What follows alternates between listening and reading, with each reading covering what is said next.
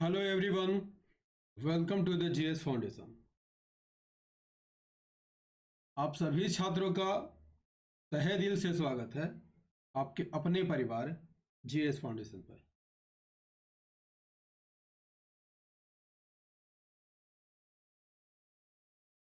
सभी छात्रों से मेरा अनुरोध है कि इस सेशन को आप अपने दोस्तों के साथ शेयर कर दीजिएगा, और यदि आप भी इस चैनल पर नए हैं तो चैनल को सब्सक्राइब कर लीजिएगा, बेल आइकन को प्रेस कर लीजिएगा। दोस्तों, आज का सेशन किस एग्ज़ाम के लिए महत्वपूर्ण रहेगा? JSSC, CGL, JPSC, lady supervisor या झारखंड में होने वाला कोई भी एग्ज़ाम हो दोस्तों, जहां पर भी झारखंड जीके पूछा जाता है, ठीक है, उन सभी एग्ज़ाम के लिए ये सेशन जो है आज का काफ़ी इम्पोर्टेंट रहने वाला है। आज के इस सेशन में हमने अति महत्वपूर्ण प्रश्नों को लिया है, जिसके परीक्षा में पूछे जाने की संभावना काफ़ी है दोस्तों। तो चलिए आज के सेशन की शुरुआत कर लेते हैं, लेकिन सेशन में जाने से पहले एक बार सभी छात्र से फिर से रिक्वेस्ट करता हूं कि आप इस सेशन को दोस्तों के साथ शेयर जरूर कर दीजिएगा। चलिए आज के सेशन की शुरुआत कर लेते हैं। पहला सवाल आपकी स्क्रीन पर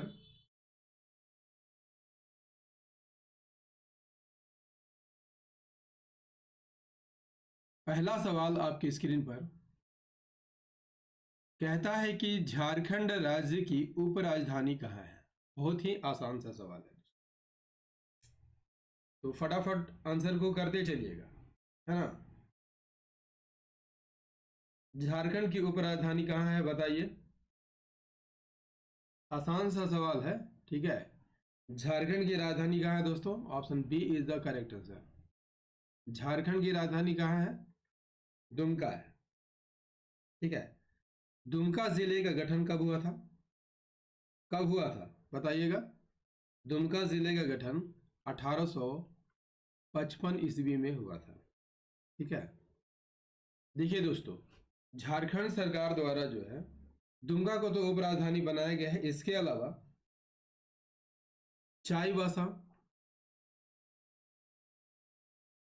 चाईबासा, गिरिडीह और मेदिनीनगर को, किसे? मेदिनीनगर को राजधानी बनाने का प्रस्ताव है, और इन सभी के अस्तित्व में आने के बाद झारखंड की कितनी उपराजधानियां हो जाएंगी?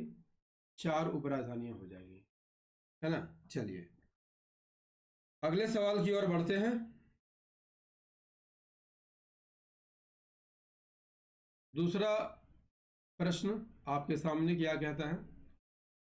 कहता है कि नए राज्य चिन्ह में हाथियों की संख्या क्या दर्शाता है? पहला ऑप्शन है कि झारखंड के महान इतिहास, शक्ति और सामूहिक बुद्धिमत्ता का प्रतीक है। बिल्कुल सही कथन है यहाँ पर। ऑप्शन बी में राज्य के ऐश्वर्य और प्रचुर प्राकृतिक संसाधनों को दर्शाता है। ये भी कथन यहाँ पर सही है। तीसरा है कि वर्तमान और सुनहरे भविष्य के मध्य खड़ी सभी बाधाओं को दमन करते हुए आगे बढ़ने का संकल्प का प्रतीक है। ये भी कथन यहाँ पर सही है। तो यहाँ पर कौन सा कथन सही है दोस्तों? Option D is the correct answer. ये सभी कथन जो है यहाँ पर आपका सही आंसर हो जाएगा। झारखंड सरकार के नए राज्य चिन्ह में वृत्तों की संख्या कितनी है? वृत्तों की संख्या 5 है, ठीक है। पहले वृत्त में क्या लिखा हुआ है? हिंदी में झारखंड सरकार और अंग्रेजी में गवर्नमेंट ऑफ झारखंड लिखा हुआ देखने को मिलता है, ठीक है। अब देखते हैं दूसरे वृत्त को। तो दूसरे वृत्त में क्या है दोस्तों? दूसरे वृत्त में 24 हाथी है। कितने हाथी है? 24 हाथी है, जो राज्य के ऐश्वर्य का प्रतीक है और समृद्धि, सांस्कृतिक विरासत को यहाँ पर दिखाता है। तीसरे वृत्त में 24 पलाश के फूल है। क्या है? 24 पलाश के फूल यहाँ पर आपको देखने को मिलता है। ठीक है, और 24 पलाश के फूल राज्य के अप्रतिम सौंदर्य को दिखाता है। किसको दिखाता है? सौंदर्य को दिखाता है। चौथे वृत्त खंड में आपको क्या देखने को मिलता है? 48 नर्तक दिखाई देते हैं जो सौर्य चित्रकारी से संबंधित है। और अंतिम वृत्त में आपको 60 छोटे छोटे वृत्त दिखाई देते हैं। क्लियर? केंद्रीय भाग में क्या है दोस्तों? केंद्रीय भाग में अशोक स्तंभ है। क्या है? अशोक स्तंभ है। क्लियर? चलिए अब हम देखेंगे अगला प्रश्न। अगला प्रश्न क्वेश्चन नंबर 4। इतिहासकार बुकानन ने इस स्थान से लेकर बीरभूम तक के संपूर्ण पठारी क्षेत्र को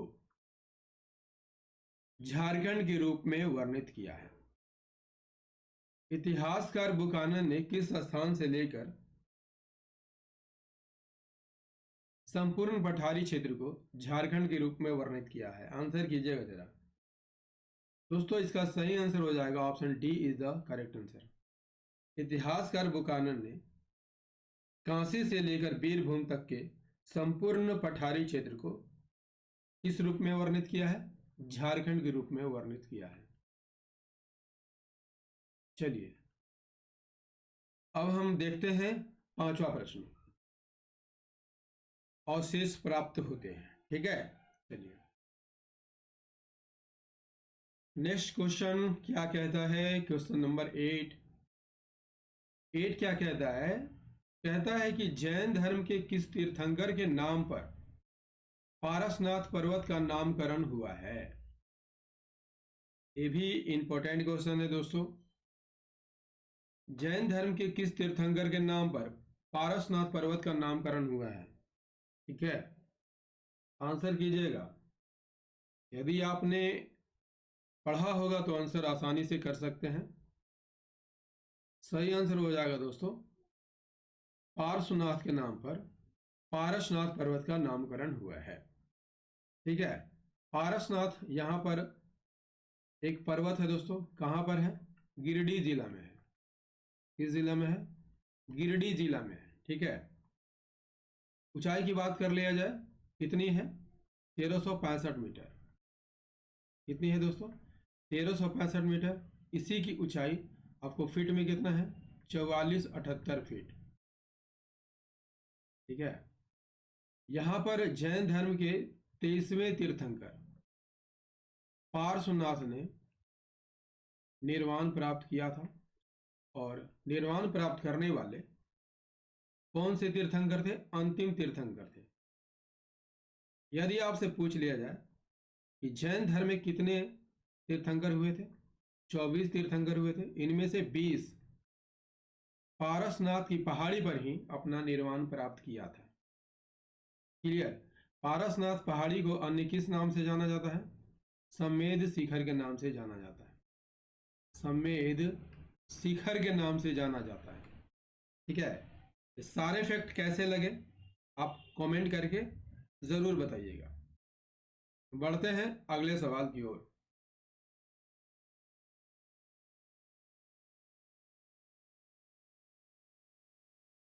क्वेश्चन नंबर 9 क्या कहता है? झारखंड के किस स्थान से गुप्तकालीन कुआं मिला है? क्या मिला है? कुआं मिला है। आंसर कीजिएगा जरा। कुआं कहां से मिला है?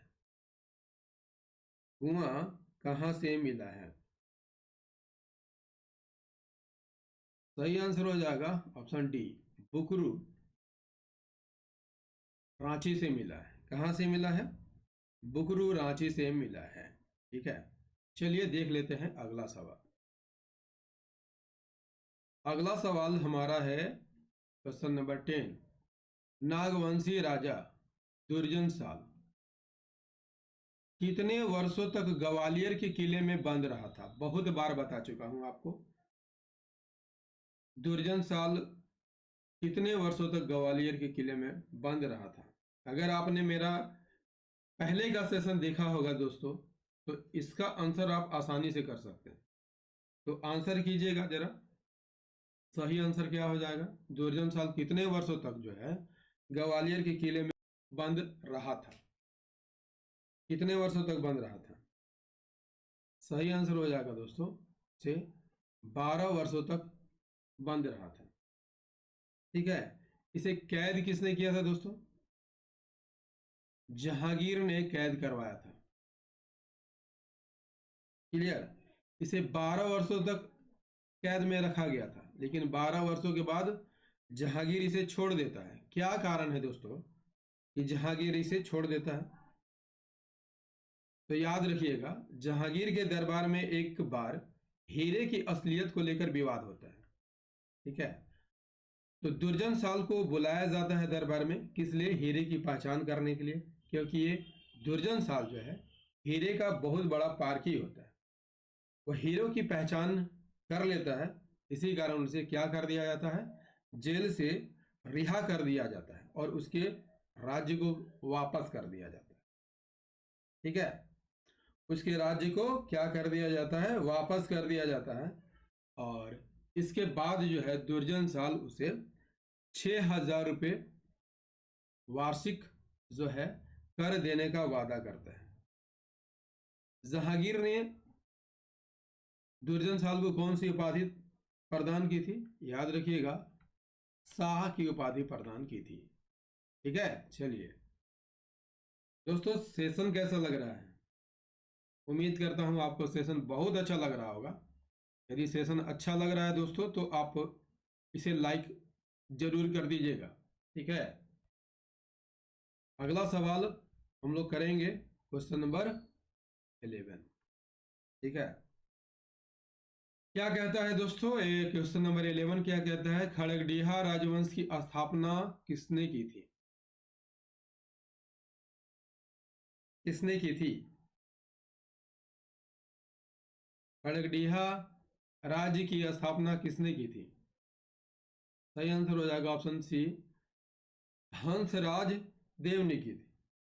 हंसराज देव ने खड़गडिहा राजवंश की स्थापना किस शताब्दी में की थी? 15वीं शताब्दी में की थी। ठीक है, किस क्षेत्र में? हजारीबाग क्षेत्र में। किस क्षेत्र में की थी दोस्तों? हजारीबाग क्षेत्र में की थी। ठीक है, यहाँ पर हंसराज देव की बात कर लेते हैं। ये मूलतः कहाँ के निवासी थे? दक्षिण भारत के ब्राह्मण थे। क्या थे? ब्राह्मण थे। ठीक है, और इन्होंने जो है उत्तर भारत के ब्राह्मणों के साथ वैवाहिक संबंध स्थापित किया था। ठीक है, यदि आपसे पूछ लिया जाए कि हंसराज देव ने किसे हराकर खड़गडिहा राज्य की स्थापना की थी, तो याद रखिएगा दोस्तों, हजारीबाग में एक वंदावत जाति हुआ करते थे, इसे ही हराकर हंसराज देव ने खड़गडिहा राज्य की स्थापना की थी। आई होप यहां पर सारे फैक्ट मैं क्लियर कर चुका हूं दोस्तों। बढ़ते हैं अगले सवाल की ओर और देखते हैं कि हमारा अगला सवाल क्या है। चलिए अगले सवाल का आंसर कीजिए। कहता है कि किस वर्ष रामगढ़, पलामू और छोटा नागपुर खास को मिलाकर रामगढ़ जिले का गठन किया गया था? किस वर्ष? आंसर कीजिए।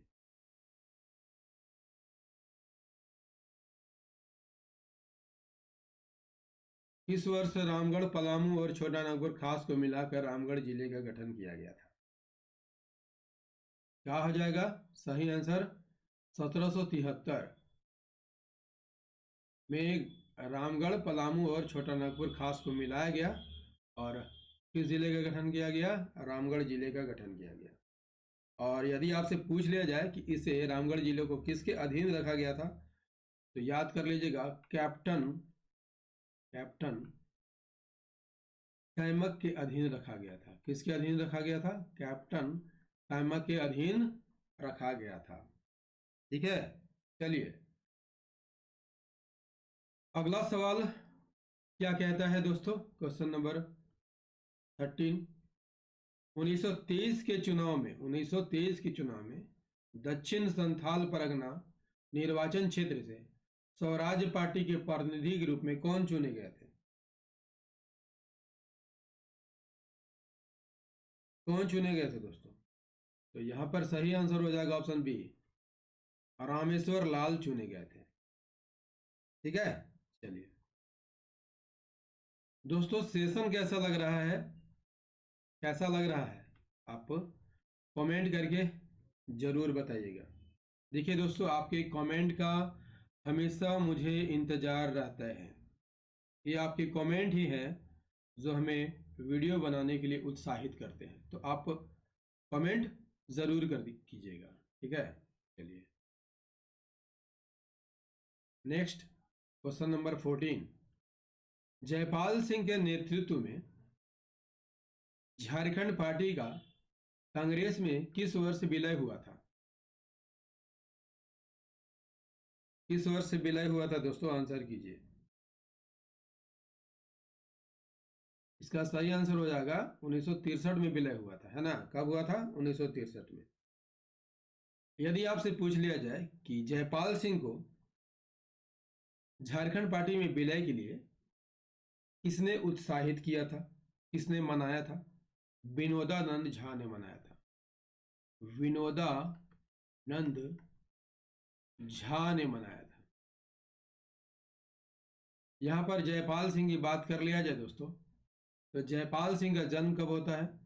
3 जनवरी 1903 को होता है। मल्टीपल बार पढ़ा चुका हूं। कब होता है? 3 जनवरी 1903 को होता है। इनका मूल नाम क्या था दोस्तों? मूल नाम क्या था? वे नन्न पाहन था। वे नन्न पाहन था।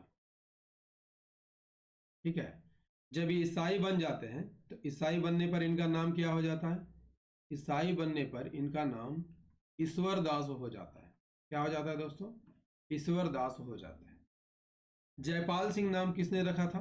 खूंटी के पुरोहित द्वारा रखा गया था। खूंटी के पुरोहित द्वारा रखा गया था। क्लियर। इन्होंने 2 शादियां की थी। कितनी शादियां की थी? इन्होंने 2 शादियां की थी। पहली पत्नी का नाम क्या था? तारा मजुमदार। क्या था दोस्तों? तारा मजुमदार इनकी पहली पत्नी थी। तारा मजुमदार किसकी पुत्री थी? व्योमेश चंद्र बनर्जी की पुत्री थी। व्योमेश चंद्र बनर्जी की पुत्री थी। यदि आपसे पूछ लिया जाए कि कांग्रेस अधिवेशन के पहले अध्यक्ष कौन थे, तो याद रखिएगा यही व्योमेश चंद्र बनर्जी थे। दूसरी पत्नी का क्या नाम था दोस्तों? दूसरी पत्नी का नाम इनका जहां आरा था। ठीक है, जहां आरा पहले एक अंग्रेज की पत्नी हुआ करती थी। क्लियर। जयपाल सिंह ने एक पार्टी बनाया था दोस्तों, उस पार्टी का क्या नाम था? झारखंड पार्टी। झारखंड पार्टी का गठन कब किया गया था? 1950 में। और इसका चुनाव चिन्ह क्या था? इसका चुनाव चिन्ह मुर्गा था। क्या था? मुर्गा था। एक दोस्तों ये सभी फैक्ट इंपॉर्टेंट रहेगा आपके एग्जाम के दृष्टिकोण से। चलिए क्वेश्चन नंबर 15 का आंसर कीजिए। परजातीय दृष्टि से लोहरा जनजाति को किस समूह में रखा जाता है?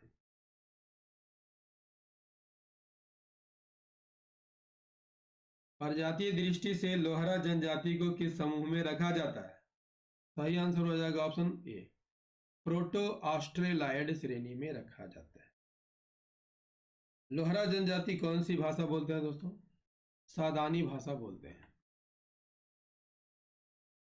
चलिए अगले सवाल का आंसर कीजिए।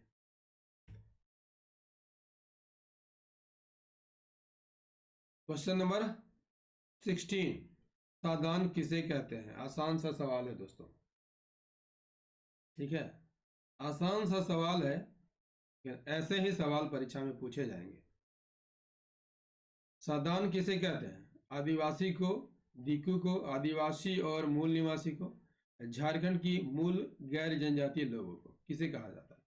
Answer is the option D, Jharkhand की मूल गैर जनजातीय लोगों को सादान कहा जाता है। ठीक है, सादान के अंतर्गत कौन कौन आते हैं दोस्तों? जनरल कैटेगरी के लोग, ओबीसी, एससी, ये सभी सादान की श्रेणी में आते हैं और प्रारंभ से ही इनका जो अधिवास है झारखंड रहा है। ठीक है, ये सभी क्या कहलाते हैं? सादान कहलाते हैं। ठीक है, चलिए अगला सवाल आंसर कीजिए। झारखंड के मुंडा जनजाति के गोत्र कुर्ती का गोत्र चिन्ह क्या होता है? कुर्ती का गोत्र चिन्ह क्या होता है?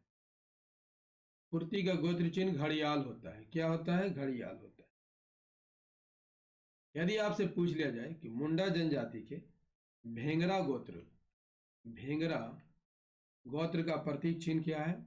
घोड़ा है। नाग का प्रतीक चिन्ह क्या है? सांप है। और होरो का प्रतीक चिन्ह क्या है? होरो का प्रतीक चिन्ह कछुआ है। ठीक है, अगला सवाल हम लोग देखेंगे। अगला सवाल है question number 18।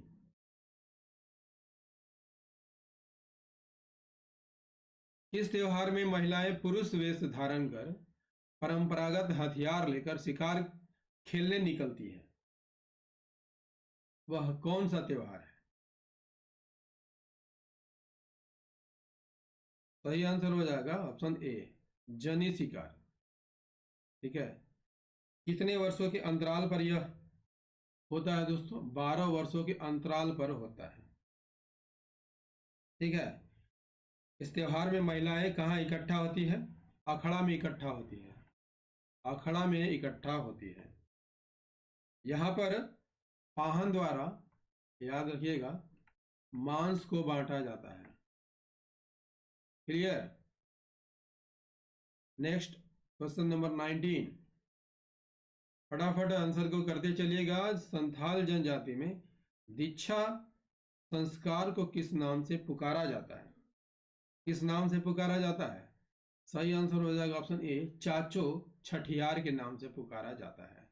Next question number 20, Beni सागर का शिव मंदिर किस जिला में अवस्थित है? बेनी सागर का शिव मंदिर किस जिला में अवस्थित है? किस जिला में अवस्थित है? Answer is the option B is the correct answer, पश्चिमी सिंहभूम जिले में अवस्थित है। इसका निर्माण किस वर्ष किया गया था? 602 से 625 ईस्वी के बीच किया गया था। किसके द्वारा किया गया था दोस्तों? गौड़ शासक शशांक के द्वारा किया गया था। नेक्स्ट क्वेश्चन कर लेते हैं 21, झारखंड के संदर्भ में कौन सा कथन सही है? पहला कथन है, क्षेत्रफल की दृष्टि से भारत में झारखंड का स्थान 15वां है। बिल्कुल सही है। राज्य की लंबाई उत्तर से दक्षिण 380 किलोमीटर है। ये भी कथन यहाँ पर सही है। ठीक है, यहाँ पर दोनों कथन सही है। Option C is the correct answer. ठीक है, कथन 1 और 2, यहाँ पर दोनों कथन सही है। दोस्तों झारखंड के क्षेत्रफल की बात कर लिया जाए, यहाँ पर कितनी है? 79,714 वर्ग किलोमीटर है। ठीक है, तो भारत के कुल क्षेत्रफल का कितना है? 2.42% है। उत्तर से दक्षिण की लंबाई 380 किलोमीटर है। पूरब से पश्चिम की लंबाई कितनी है? 463 किलोमीटर है। झारखंड कितने राज्यों से घिरा हुआ है? 5 राज्यों से घिरा हुआ है। पूरब में पश्चिम बंगाल, उत्तर में बिहार, पश्चिम में छत्तीसगढ़, दक्षिण में उड़ीसा और उत्तर पश्चिम में यूपी से यह लगता है। ठीक है, चलिए नेक्स्ट क्वेश्चन, क्वेश्चन नंबर 22। सकरी नदी कहां से निकलती है? आंसर कीजिए। कहां से निकलेगी? ऑप्शन बी, छोटा नागपुर के पठार से निकलेगी। इसका मुहाना कहाँ है दोस्तों? इसका मुहाना गंगा नदी है, या गंगा नदी में जाकर यह मिल जाती है। सहायक नदियां कौन है? इसकी सहायक नदियां क्यूल है। इस नदी को सुमागधी के नाम से भी जाना जाता है। किस नाम से जाना जाता है? सुमागधी के नाम से जाना जाता है। और किस लिए विख्यात है? अपना मार्ग बदलने के लिए विख्यात है। तो यूं कह लीजिए कुख्यात है, अपना मार्ग बदलने के लिए कुख्यात है। ठीक है, चलिए क्वेश्चन नंबर 23 क्या कहता है? विदेशों में कब पहली बार छऊ नृत्य का प्रदर्शन किया गया था? कब किया गया था दोस्तों? 1938 में किया गया था। ठीक है, किसके द्वारा? सुधेंदु नारायण सिंह के द्वारा। सुधेंदु नारायण सिंह के द्वारा।